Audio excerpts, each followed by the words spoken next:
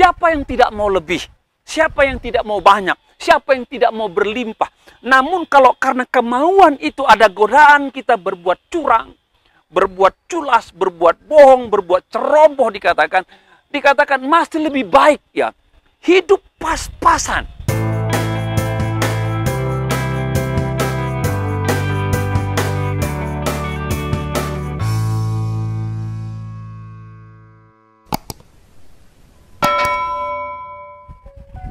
Shalom saudara, kita berjumpa kembali dalam acara Lebih Dari Pemenang. Saya berdoa hidup saudara diwarnai dengan keindahan seperti indahnya alam di mana saya berada saat ini. Saudara bisa menikmati hamparan tumbuhan yang hijau, saudara bisa menikmati latar belakang bukit yang indah, awan yang menghiasi langit begitu luar biasa. Saya berdoa Bapak Ibu, sebagaimana indahnya suasana di mana saya ada saat ini, begitu juga keindahan hidup diberikan Tuhan bagi saudara sekalian. Pada saat ini saya akan sampaikan renungan firman Tuhan, judulnya Lebih Baik. Itu judulnya. Sekali lagi, judulnya Lebih Baik. Saya ambil 1 Samuel 15:22 dikatakan, tetapi jawab Samuel, apakah Tuhan itu berkenan kepada korban bakaran dan korban sembelihan sama seperti kepada mendengarkan suara Tuhan?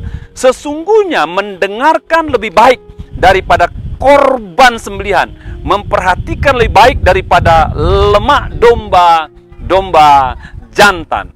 Bapak Ibu, firman Tuhan ini mengisahkan bagaimana pada satu saat orang Israel bertempur dengan orang Filistin, ya.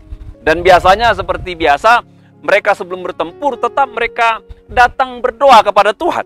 Dan pada saat itu memimpin Israel adalah Raja Saul.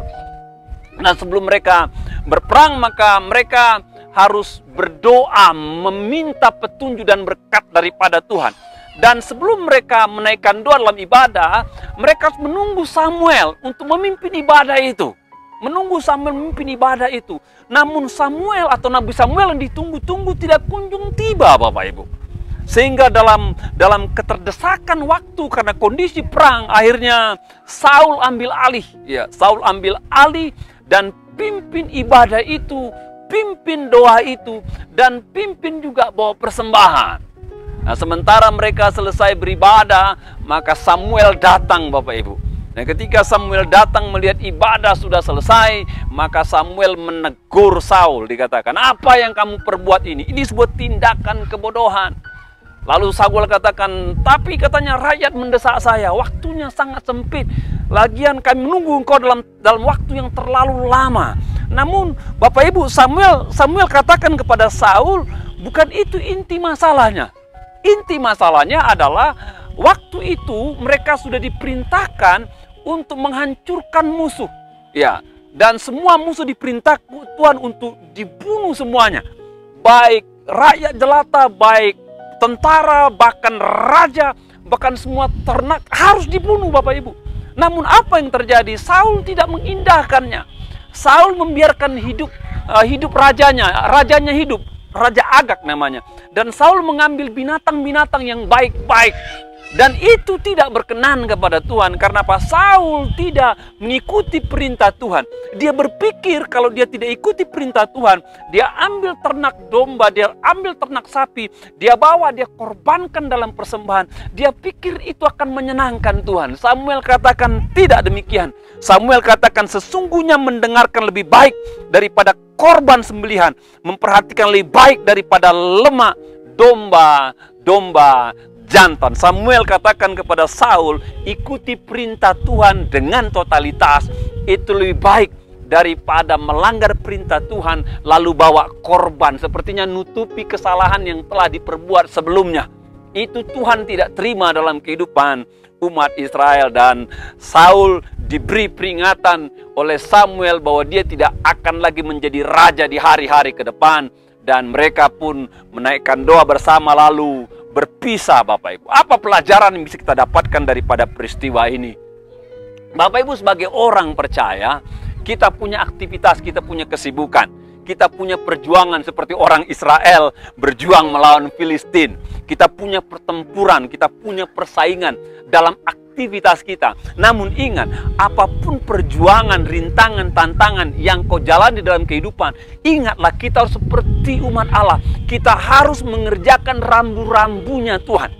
Kita harus mengerjakan aturan-aturan mainnya Tuhan. Apa yang Tuhan perintahkan harus kita kerjakan, kita kerjakan. Enggak boleh ada kompromi di dalamnya.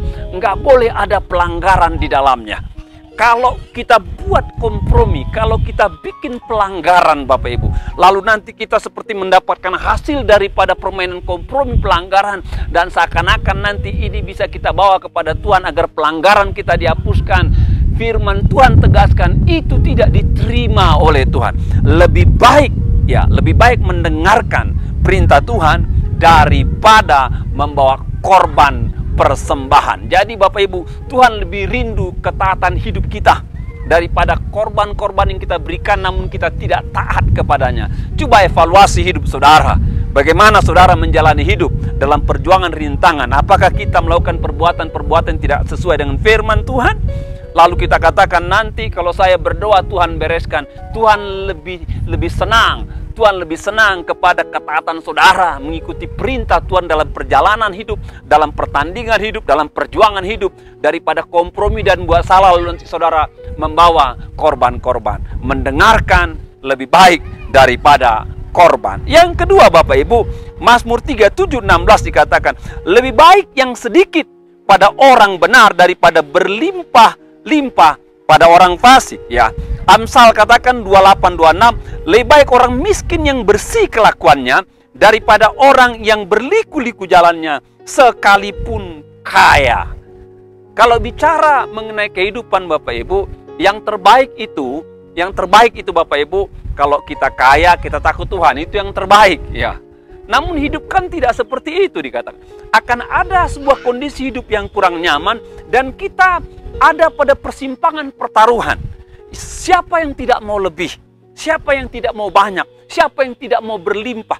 Namun kalau karena kemauan itu ada godaan kita berbuat curang, berbuat culas, berbuat bohong, berbuat ceroboh, dikatakan masih lebih baik, ya. Hidup pas-pasan, ya.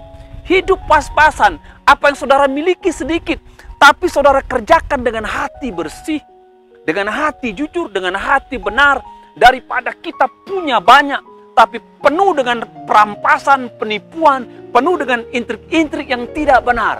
Lebih baik, yang terbaik itu Bapak Ibu punya banyak takut Tuhan. Namun ketika kondisi hidup tidak berjalan dengan baik, maka dikatakan masih lebih baik hidup saudara sederhana. Ya, hidup saudara pas-pasan, namun hidup bersih, hidup jujur, daripada saudara tergoda mendapatkan yang banyak, mendapatkan yang lebih, namun kita perbuat hal-hal yang tidak baik. Ini mengetuk pintu hati kita dalam bekerja, mengetuk pintu hati kita dalam berbisnis, mengetuk pintu hati kita dalam berusaha. Saya tahu Bapak Ibu tidak mudah menjalankan sebuah pekerjaan, tidak mudah menjalankan sebuah bisnis, tidak mudah menjalankan sebuah usaha. Ada banyak godaan-godaan yang membuat kita tergoda berlaku curang, berlaku tidak benar untuk mendapatkan keuntungan, untuk mendapatkan hasil yang besar, ya. Namun firman Tuhan katakan, tegaskan kepada kita sebagai orang percaya saudara, engkau harus memegang prinsip Tuhan. Hiduplah bersih, ya.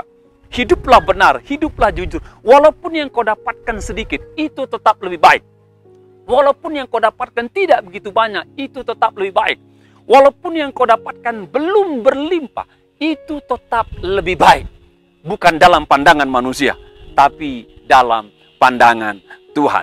Mulai sekarang Bapak Ibu, perhatikanlah bagaimana cara kau bekerja, bagaimana cara kau mendapatkan penghasilan, bagaimana cara kau mendapatkan usaha, mendapatkan bisnis. Coba perhatikan Bapak Ibu, engkau harus pastikan itu ada pada jalur yang benar, jalur yang tepat, jalur yang lurus. Yang terakhir dikatakan dalam kitab Mazmur 84 ayat 10 dikatakan, sebab lebih baik satu hari di pelataranmu daripada 1000 hari tempat lain, lebih baik berdiri di ampang pintu rumah Allahku daripada diam di kemah-kemah orang fasik. Ya, ini bicara mengenai Mazmur, dikatakan lebih baik satu hari di pelataranmu daripada 1000 hari di tempat lain. 1000 hari itu kalau hitung tahun itu 3 tahun. 1 tahun kan 365 hari. Ya, jadi kalau 1000 hari itu 3 tahun.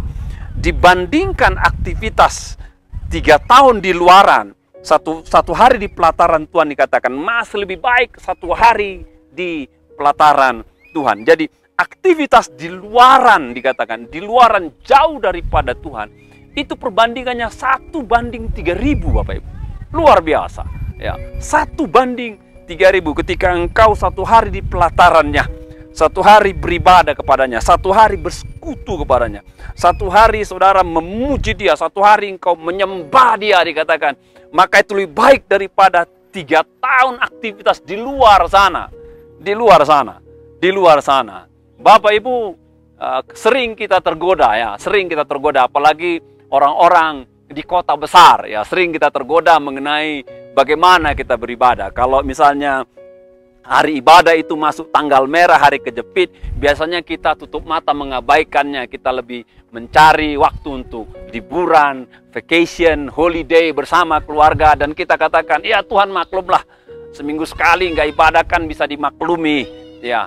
Lalu itu akan menjadi kebiasaan ya, nanti seminggu sekali, nanti sebulan sekali, bahkan ada orang bablas ya, bablas sampai berbulan-bulan, bahkan sampai bertahun-tahun. Saya mau tantang buat saudara yang sudah lama nggak beribadah ya.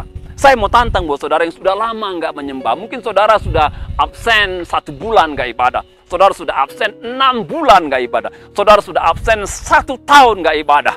Saudara nggak ibadah dalam kelompok tatap muka, bahkan mungkin saudara juga nggak ibadah meskipun ada media online yang sudah mudah, kita tidak ibadah.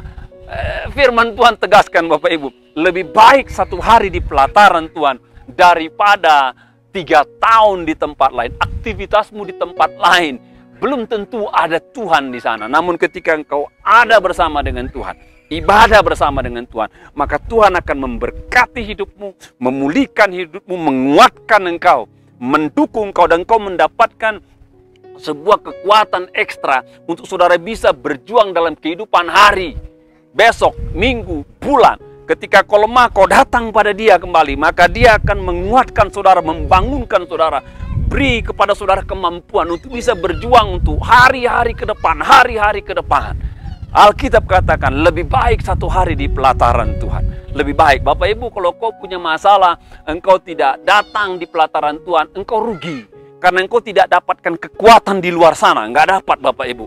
Engkau tidak akan dapatkan pertolongan di luar sana. Enggak dapat. Saudara tidak dapatkan topangan di luar sana, tidak dapat. Kekuatan, dukungan, topangan, ya itu hanya kau dapatkan di pelataran Tuhan. Di tempat di mana engkau beribadah pada Tuhan. Dan ketika kau beribadah pada Tuhan, saya percaya maka hidupmu lebih baik, maka keluargamu lebih baik, maka kekuatanmu lebih baik, maka semangatmu lebih baik, dan kau bisa menjalani kehidupan. Lebih baik saudara mendengarkan daripada melakukan persembahan. Ikut taat pada perintah Tuhan daripada hidup nggak benar, ya, daripada hidup nggak benar. Yang kedua, lebih baik dikatakan yang sedikit dengan kejujuran daripada yang banyak penuh kefasikan. Ya, mendingan saudara ada pada jalur sesuai kehendak Tuhan dan hidup lurus di dalamnya daripada tergoda mendapatkan banyak namun saudara melakukan kesalahan. Yang ketiga, lebih baik 1 hari di pelataran rumah Tuhan daripada 1000 hari tempat lain. Karena engkau tidak mendapatkan apa-apa di tempat lain. Engkau hanya bisa mendapatkan kekuatan daripada Tuhan ketika engkau sujud di hadapannya. Kiranya Bapak Ibu, pilihan lebih baik menjadi pilihan saudara, dan saya percaya saudara pasti diberkati Tuhan. Shalom.